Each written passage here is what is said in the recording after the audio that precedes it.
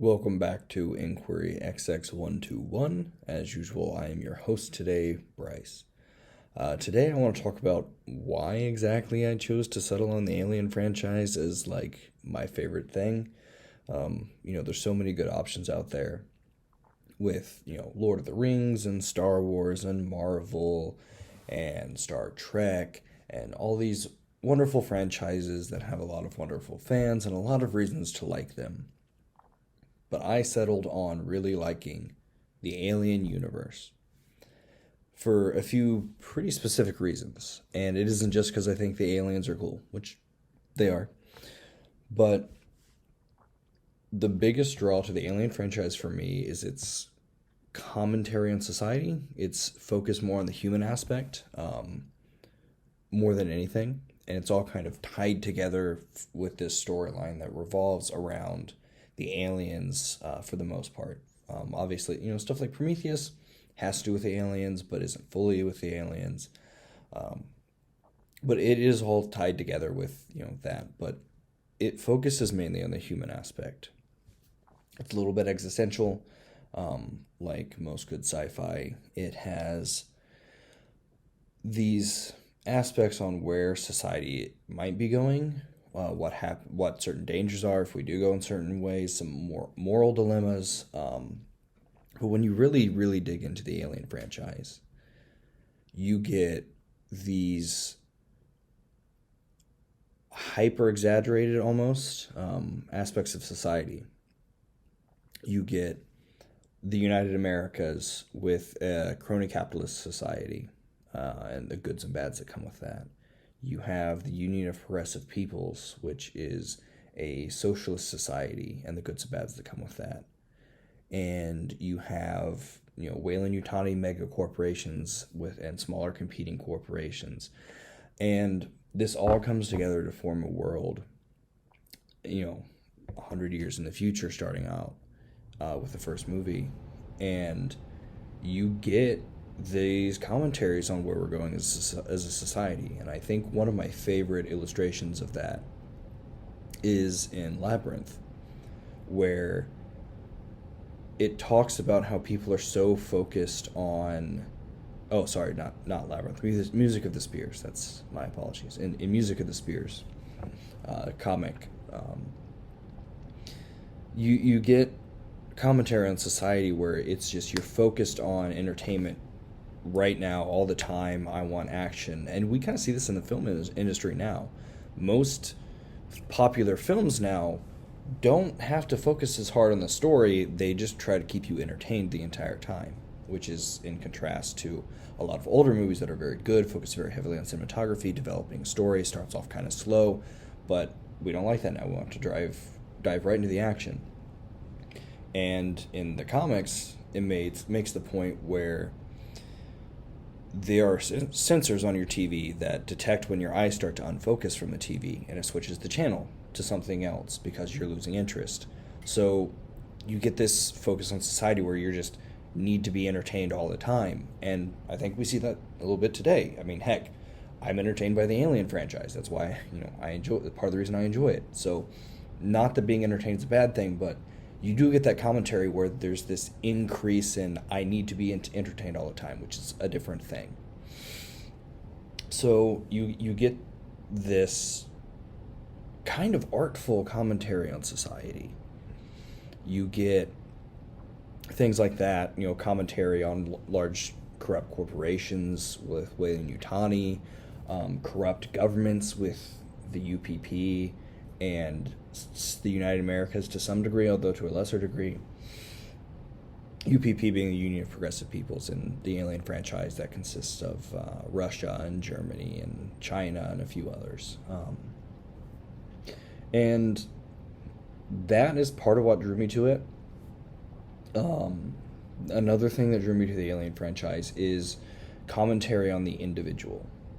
You get these people put in a stressful situation, especially in the type of media where the alien is used as kind of an insurmountable obstacle as opposed to cannon fodder, like in the second movie. I'll get into exactly how the alien's used in different ways in future videos. But really in a lot of the media, books, comics, movies, video games, whatever, where there is this just looming threat, and you put people in these stressful situations. You comment on how people react to that. For example, in like isolation, you see the entire station of people have gone feral, they've gone tribalistic, they stick to like one or two people and don't trust anybody else. They're willing to kill and do whatever to survive. You look at the characters, which I were very well developed in the first movie, and some of them handle the pressure fairly well. It's a stressful situation. They might snap a little bit. Some of them keep a level head. Some of them don't. Some of them just completely lose their crap and panic. It's a commentary on how people handle pressure and how different types of personalities tend to handle pressure differently. Look at the Marines in the second movie in Aliens, Jim Cameron's Aliens. You have the most boisterous Marine that was trying to talk himself up ended up being one of the more cowardly until he's snapped out of it and is talked sternly to by Ripley. And the more quiet, dignified Marine is the one that kept his cool under pressure. So really, the human aspect of Alien is what drew me to it. And it is held, don't get me wrong, it's held together by this pretty artfully crafted, biomechanical almost alien species, Xenomorph XX121. I say biomechanical because a lot of H.R. Giger's designs are biomechanical, and the alien is no exception to that. It does look very biomechanical. So that just the fact that you have these unique species tying this world together that just comments on society and on the human condition and on where technology might be going and ethics and all of this stuff in a very, most of the time, well done way. There are a few exceptions where it's just kind of heavy-handed, but I think the Alien franchise does some of the best job at commenting on this kind of stuff. Stuff like Star Trek, that's typically more philosophical,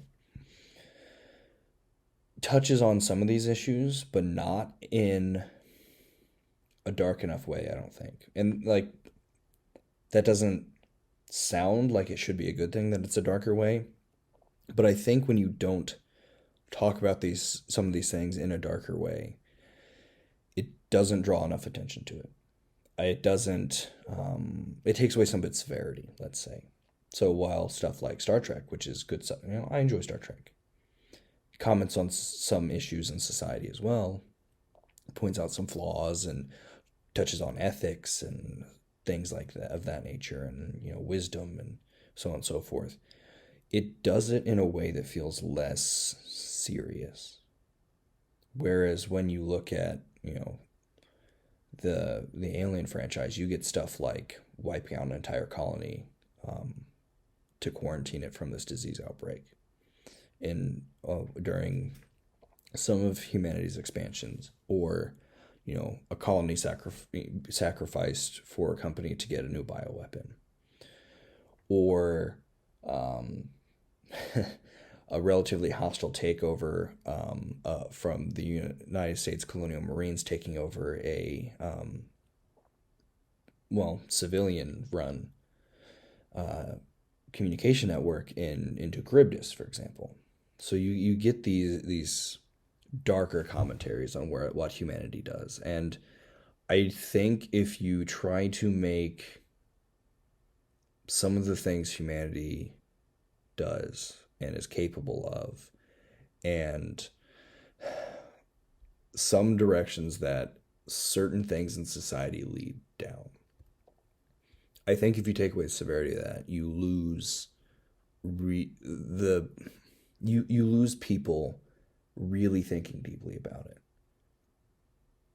And that's really why I like the Alien franchise, is it is not afraid to portray things in a dark manner that really make you think.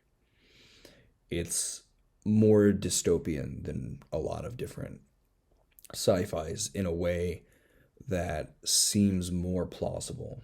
You know, you read some dystopian works and you're just like, yeah, okay, it's a bit of a leap for society to get there. But with Alien, the societies seem genuine. They seem like they could happen. And sometimes that's scary. Sometimes, you know, you think about, wow, humans might be colonizing other systems. That's great. You know, there's good and bad to everything. But it does it uniquely well, I think. So you may have gone into this video expecting me to talk about how cool the alien is and all of that. But when it boils down to it, what makes good sci-fi isn't how cool of weapons you have. It's not how cool technology you have. It's not just character development. It's, you know, sci-fi has at its root a lot of more dilemmas between morality and technological advancements and societal issues. So the Alien universe has a lot to offer in that regard, and a lot of the novels especially will really make you think about society. And that's really why I recommend delving into it and thinking about things that happen in the movies and in the books with regard to current and past situations that maybe the writers experience, maybe you've experienced, maybe you've seen on the news, things of that nature. And really just kind of think deeply when you're looking at this about, like, man, I never thought of stuff that way. So universe for Alien has a lot to offer in that regard, and I highly recommend you check it out if you're interested in kind of that deeper, somewhat existential dive into society. And that is why I got into the Alien franchise so heavily, and that is why I deeply, deeply enjoy it.